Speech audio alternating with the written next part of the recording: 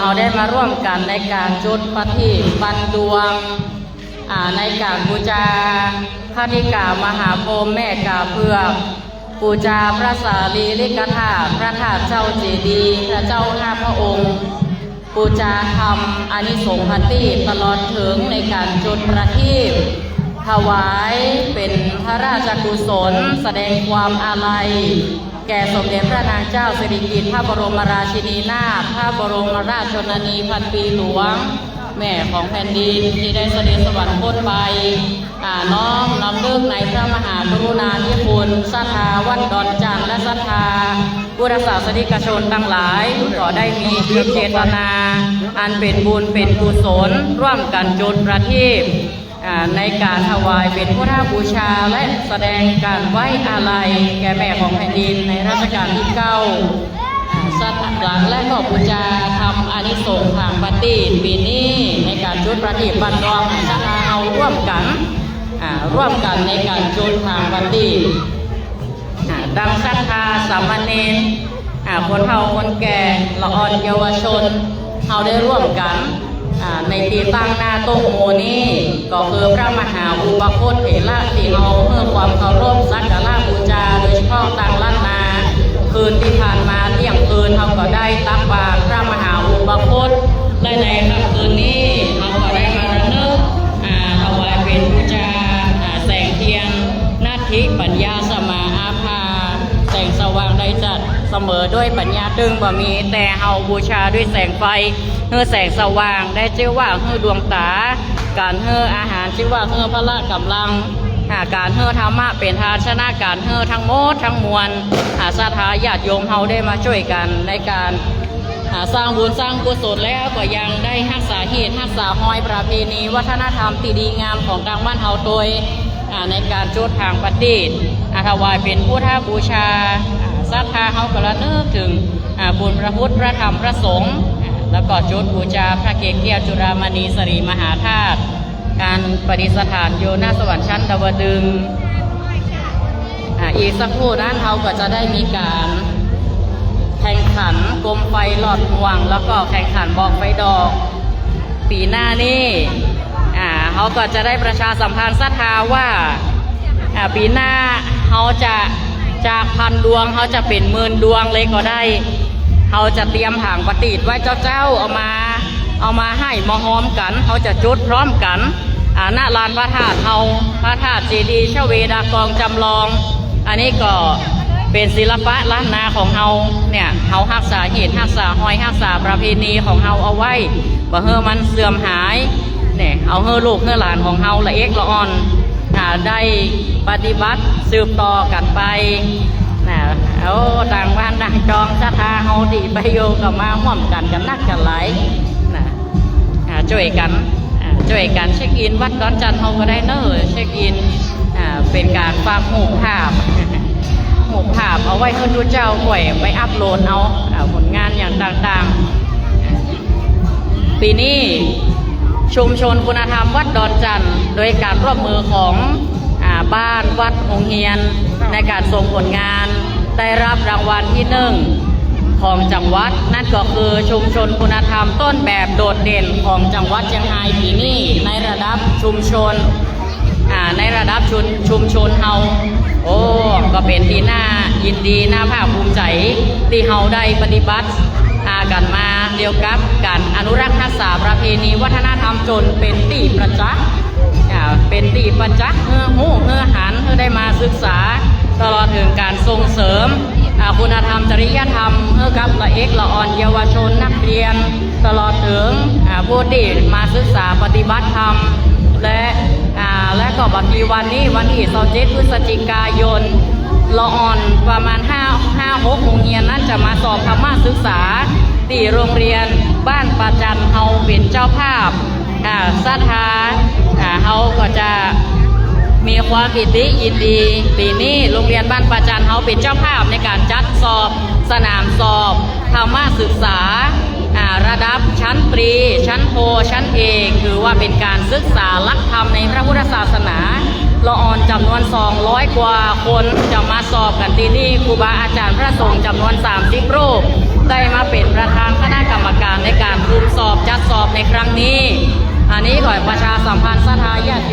ยเนอร์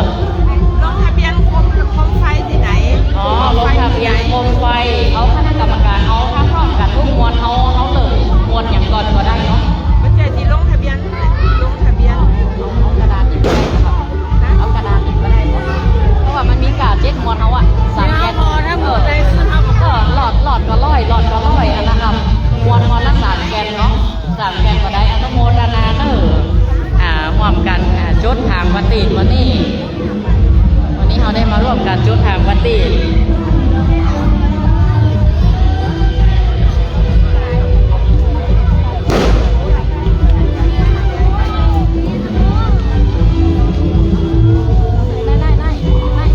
กับกล้องครับ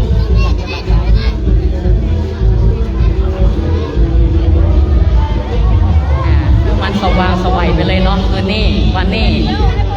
ประเพณีเพลงเฮาปีนี้ปันดวงปีหน้าต้องหมื่นได้คือได้นะปีหน้าต้องหมื่นรถพระจันทร์จะไป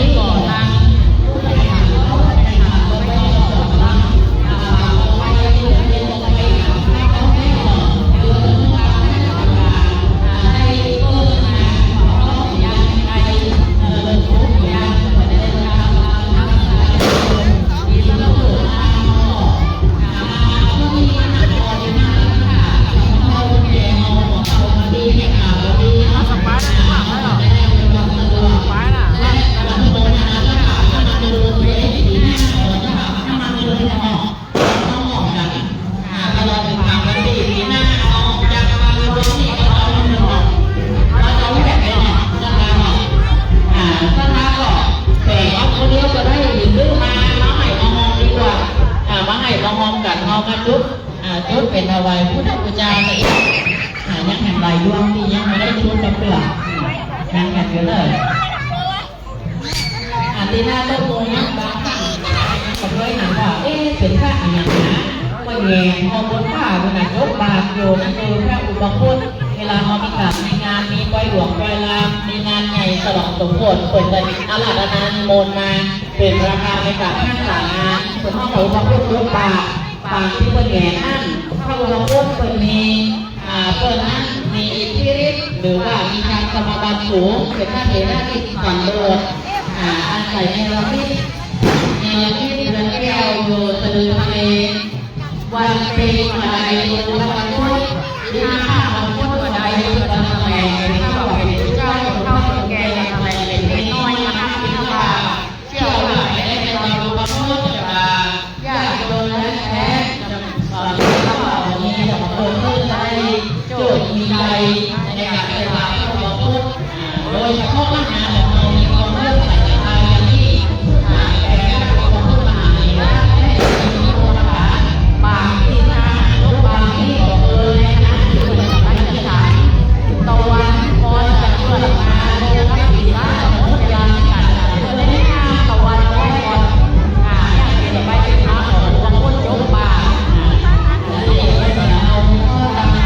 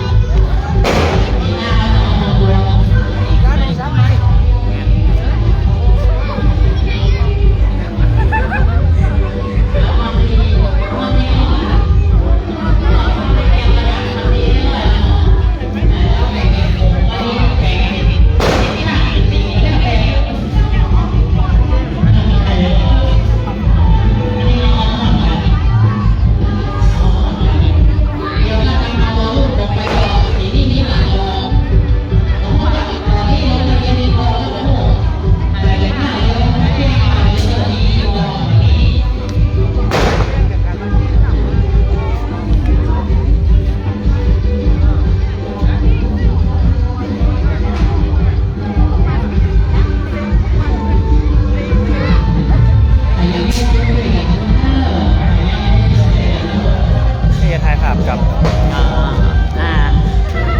การไลฟ์สดถ่ายทอดสดโดยอนุโมทนาตอนนี้ก็มีสถาติดตามผ่านทางไลฟ์สดทางเฟซบุ๊กหลายผู้หลายท่านโย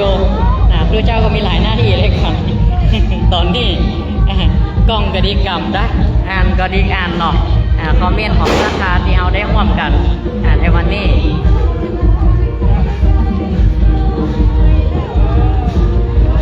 ปีนี้เขาเน้นในการอนุรักษ์รักษาเหตุวัฒนธรรมและก็น้อมรำลึกในพระมหากรุณาธิคุณในทีมล้านนาเขาในปีนี้ปีหน้าเขาก็ว่ากันใหม่เขาจะจัดในที่ทางใดอันนี้ก็เกิดจากคณะกรรมการและคณะสภาพระสงฆ์สามเณรเขาช่วยกันทุกฝ่ายละอ่อนเยาวชนละอ่อนเขาก็ได้ช่วยยกหนังล้านวะโต๊ะหมู่หลายอันหลายอย่างช่วยกันถึงออกมาเป็นผลงานนี่นะให้มาช่วยกันประชาสัมพันธ์โดยเนอร์วันที่27 พฤศจิกายนโรงเรียนบ้านประจันทร์มีการจัดสอบสนามหลวงชั้นตรีโทเอกละอ่อนจำนวน200 กว่าคนเนอะ5-6 โรงเรียนไข่มีเจตนาจะเป็นเจ้าภาพถวายเพลเลี้ยงเพลพระสงฆ์